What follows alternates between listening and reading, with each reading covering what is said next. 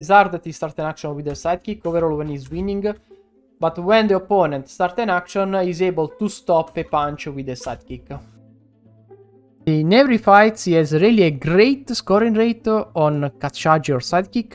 Really few players have this high scoring rate on sidekick. In 3 matches, he kicked about 200, so in total 3 matches. And his scoring rate is about 20%. The kick difference is really low in this case. He kicked just 60% more than his opponent, but he has a great scoring rate that is about 10% more than his opponent, so he's able to score about 20% of his kicks against 10% of his opponent. So he does not kick more than his opponent, but he's able to score a lot more than his opponent. So he's really good on aiming more than stamina and kicking a lot. The winners generally have about 10% more in average than losers players. But when we talk about the kick difference is a lot more, because winner player in a data of, if I'm not wrong, 7 matches, they kick 26% more kicks than the losing player. So if you want to win by data, you have to kick 26% more than your opponent, and you have to score 10% more than your opponent. That's the way to win a match. So not only quantity matter, but you have also to have a good quality on your kicks. The major difference in kicks, we have that the Kachaji or side charging have a lot impact on the match against the losing player. So losing players are not good on using their cut kick or side kick. Indeed, the losing player have 1% on cut kick. Winning player is about 20% of scoring rate on cut kick. Winning players use a lot their roundhouse kick. We have a lot more kicks on roundhouse kicks. This means that they are better on counter attack. So a winning player is not only good on using side kick, but is really good also on using the roundhouse kick in a better moment. Now we can go analyze Vito dell'Aquila and we can understand how those data have an impact in a match. In every single fight I watched Vito dell'Aquila use this type of feint. When both players are like waiting, he stomp and use his hand to make a feint, because in Taekwondo you can't feint with a fake kick, you are going to take a penalty. So you have to feint only with your hands or like stomp it in the ground. We're going to watch in every single match. He cancel every cut kick or side kick. And then he keep the leg in midair and continue the action. You stop the action, start with an axe kick, a side kick or whatever to close the distance, and then kick with a back kick to the armor, and he can do it multiple times. He's able to score more with his cut kick. Indeed, in this case, he uses like a counter by scoring multiple times on the armor. The opponent side kick, cancel the action. And if you want to watch how he cancel this action, he push the leg in the inner side. So he lift his leg and push it on the opponent inner side, so that he's forced to bring it down. He uses his hand to maybe block a knee, to block a kick. So he has his hand there to stop a possible kick. Remember to stop the knee with your hand, do not stop the foot or you are going to destroy your fingers. And this is a moment where he's able to score with another side kick, fake cut kick, and then he score with a cut kick. It's hard that he starts an action with a side kick overall when he's winning, but when the opponent starts an action, he's able to stop a punch with a side kick. This was also painful probably. The red punch and he stopped the action, and that was a beautiful counter with the side kick.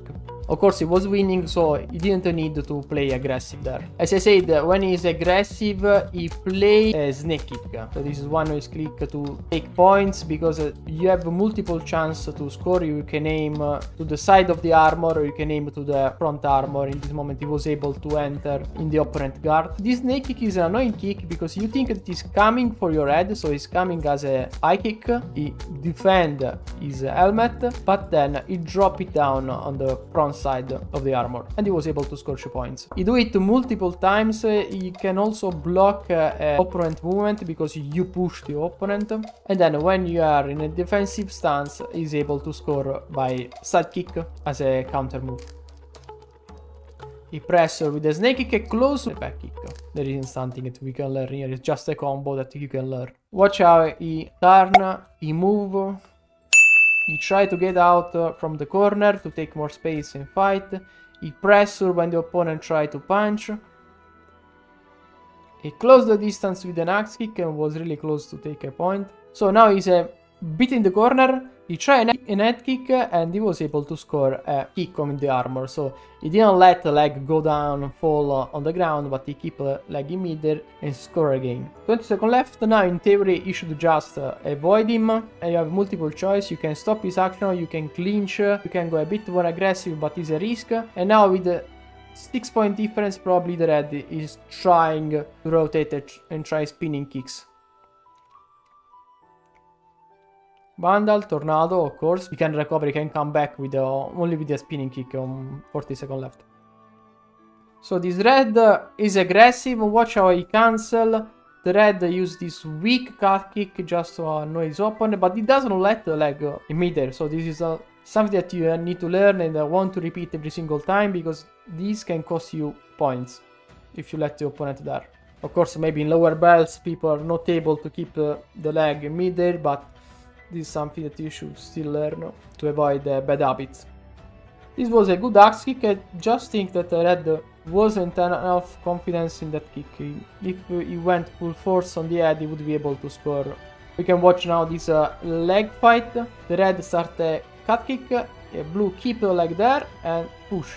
And if it wasn't a weak kick, it would be able to score 2 points. And this is the reason why Vito has a good scoring rate on sidekick, because watch, the Red cut kick, he kept the leg there and he was able to counter. This is another Blue pattern. The opponent sidekick and he stopped the action with an hook kick. Another hook kick. This Red did a full movement. He just stepped in this moment without doing anything, and even maybe to clinch, maybe to close the action, just to pressure, but it wasn't a good movement. For some reason he was also able to kick. Was like a mock kick. I was thinking of the data where players are able to score more, if in the corner or in the center of the tatami. A winning player in this dataset, so just 7 matches, we are going a little bit more, but it will take time. We have that winning player scores 50% on his kicks when the opponent is in the corner. A losing player scores 9% of his kicks when he's able to bring the opponent in the corner. The main difference, of course, is when in the center of the tatami. This means that probably a winning player are able to counter much better than the losing player. To beat this red player, he uses a lot of feints. But one of his main kicks is this hook kick. When the red uses side kick or cut kick, he uses this hook kick to the body or to the armor. But in this match, for what I tracked, the red kicked more, just a little more than the blue, but the blue was able to score more kicks. The red tried like 3-4 kicks, and the blue used just a hook kick to score this point. Now there is already a good gap in points. I don't think the red is playing in his best way. Could play much better. He's doing the same thing. And of course, if you do the same thing and you have the same result, so the red side kick and the blue kick, the red side kick and the blue side kick or hook kick, there is no chance that you are going to win. Side kick and the blue hook kick or another cut kick. That's the way I was able to take a free first match against this Korean player. The second match starts with a lot of feints from both players. Let's watch if the red change a bit his strategy. If he starts already with the back kick, means that he changed his strategy. Watch how he get out fast from the corner. And the blue was able to score with a back kick because the red loses balance. So unlucky. He loses a bit his balance and the blue was able to take 2 points. Staying strategy from the red side kick, this is habits, and this is able to exploit this his strategy just with a hook kick. He was able to take 2 points with a back kick, now he's come back with a spinning back kick. So in the moment that red changes strategy, the things are going well for him. And he uses spinning back kick. Now he's 1 point ahead, but he's back in his path. Snake kick. The blue cancel every single time. Now the blue is again ahead. The red side kick, but was able to avoid the blue kicks. There is a beautiful action here. The red was able to score an high kick with a 2-step roundhouse, so he fake a roundhouse to the armor. He stop in midair and score for like a fraction of a second and score to the head, like a question mark kick. But the blue was able to core to the armor, and there is a beautiful trade of kicks here. The red ran down back kick to the armor, and the blue trade 2 points for 3 points. And now is already again 1 point ahead. Red loses focus. As I said, it's not really a good thing to let the opponent lag in midair. Watch.